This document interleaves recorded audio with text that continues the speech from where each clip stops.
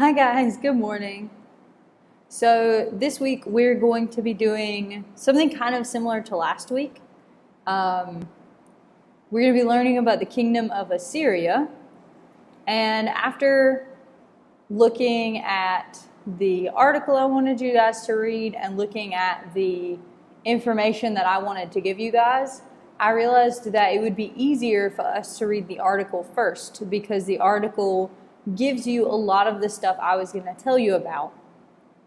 And I want you to continue practicing reading articles like this and answering questions about them because that's going to be really, really important in the future for you to be able to do that kind of thing. And I want to make sure that you are able to read and understand things that are more complex English than maybe something that I would write for you. Because the stuff that I write for you is written similar to how I talk, and not like this, which is written in a more, we would usually call it a scholarly format or a more educational format. Mine are written kind of easy to understand, simple, because they're for you to take notes on. I don't want to make them too long. So we're going to go through and read this together. If you haven't read it already, I know that in the post I encouraged you to read it first. I would like to encourage you again to pause and read it first, because the reason I want to go through this with you is because there's a lot of stuff that maybe they're English words you haven't seen before, maybe you've seen them but you've never heard them pronounced, that kind of thing. I want to do these videos with the articles to kind of help you understand what the article is about so that you don't have a bunch of questions.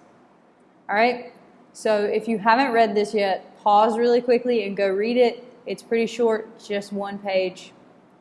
And then once you're finished reading it, come back, finish the video, we'll read it together, and I'll tell you a little bit more about things.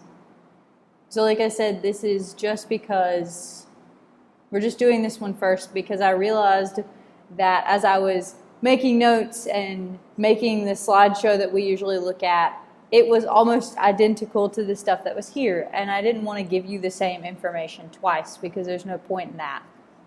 So we're going to have an article to read today, and then later this week we'll have a shorter PowerPoint, and I'll pick some more interesting things maybe that I talk to you guys about or that I find this week while I'm looking for us to learn about, because I don't want us to learn the same things today and on Wednesday. So let's go ahead and start reading. At the top it says the Assyrians. So that's where we're going to start. Assyria was a civilization in Mesopotamia on the upper Tigris River. The civilization lasted many centuries, but was greatest between 1600 and 612 BC. The Assyrians were a Semitic-speaking people who arrived in Mesopotamia about 2000 BC. Assyria was named after its original capital, Ashur. Ashur gained its independence in about 1365 BC. So then beside of it, there's a map showing you the Empire of Assyria, and we'll talk a little bit more about it as we go through. So Assyrian advantages and disadvantages. Assyria had several advantages over Babylonia. Assyrians could farm without the elaborate irrigation system that was needed in Babylonia.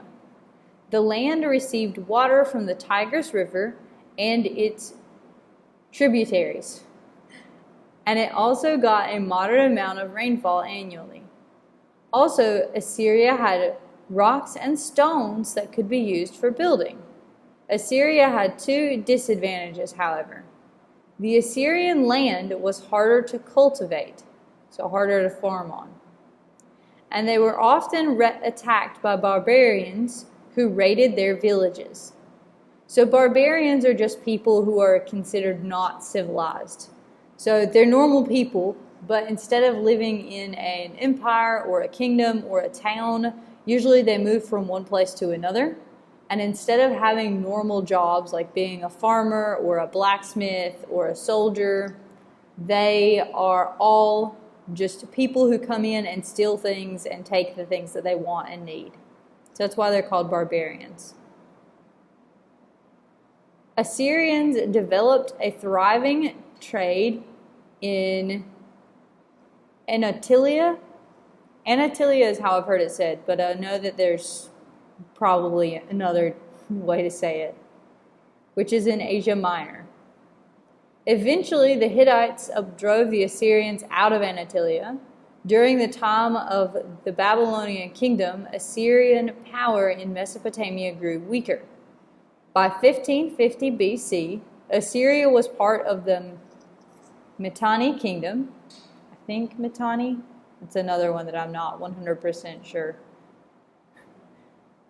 The notable achievement of the Mitanni kingdom was that it introduced trained horses and chariots into this part of the world.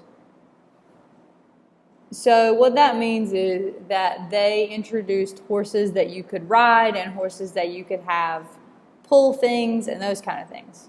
Because we had to teach horses how to do that. And so in this part of the world, they hadn't taught horses to do that yet. And chariots are just kind of like wagons. If you've seen the movie Prince of Egypt, the big thing that they ride in with two wheels on the side, that's a chariot.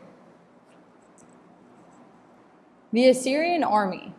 Gradually, Assyrian power grew and expanded by 1100 BC. The Assyrians developed a standing army, which is composed of soldiers who chose the army as their career, so like our army now. When the soldiers are not fighting, they are still in the army, training to fight. This was a new idea in this period. Other countries fought with their wars with citizen soldiers. A citizen soldier fights a war, and after it's over, he returns home and resumes his life working in his former craft or career. The Assyrian soldiers were fierce and cruel warriors. They had weapons made of iron rather than copper or bronze. They also had battering rams. They not only had foot soldiers, but they had archers, chariots, and a cavalry. Whenever they captured enemies, they would either murder them or take them as slaves. So a cavalry is just soldiers on horses. Now our cavalry is soldiers in vehicles, but it used to be soldiers on horses. So let's read this last section. The Assyrian kingdom. Captured cities were plundered and looted. Citizens of conquered cities were required to pay taxes and tribute to the Assyrians. The Assyrians built forts close to these cities, and a governor was appointed for each fort. The governor reported directly to the king by sending reports by messengers on horseback, the first mail delivery service. However, the kingdom became too large to maintain. There were too few soldiers, so mercenaries were hired to serve in the army. A mercenary is a foreign soldier hired by another country to fight in his army. Eventually, the Assyrians were vanquished by the Medes, Chaldeans, and Babylonians. The capital city of north of Nineveh was razed. So Nineveh is a name you've probably heard before. You can see it on the map at the top. And Ashur is one that we've talked about before. So those are some that you've probably seen and that you know about when you look at this map. Let's really quickly read in this little box where it says Assyrian civilization at a glance, and then we'll be done for today. So where? Where is it at? It's in northern Mesopotamia. So like we see in that little map. When is it? 1600 BC to 612 BC. Achievements. They created the first library, built a system of roads, ruled their extended kingdom with appointed governors, first to develop a standing army, and developed a mail service. All right, so I hope that it was helpful to have me tell you a little bit more about this in addition to reading it, so explaining a few of the things that I felt like you'd never seen before. Let me know if this is helpful so that I'll know to keep doing it in the future if we read more. Because we won't read for every civilization we do. It just happened that I had a good reading selection about Babylonia and Assyria. Sometimes it'll happen twice in a row, and sometimes it'll be a long time before we see another one again. Because I use several books when I'm teaching, and one of them is this one, and I like to have you guys read it because it shows you pictures and it breaks it down in a way that's easy to understand, but is a little more complicated than the way I would teach you. All right, so tomorrow we will have some questions about this to see how well you understood it. If you have any questions about what anything means, please feel free to message me and let me know. And I will talk to you guys tomorrow.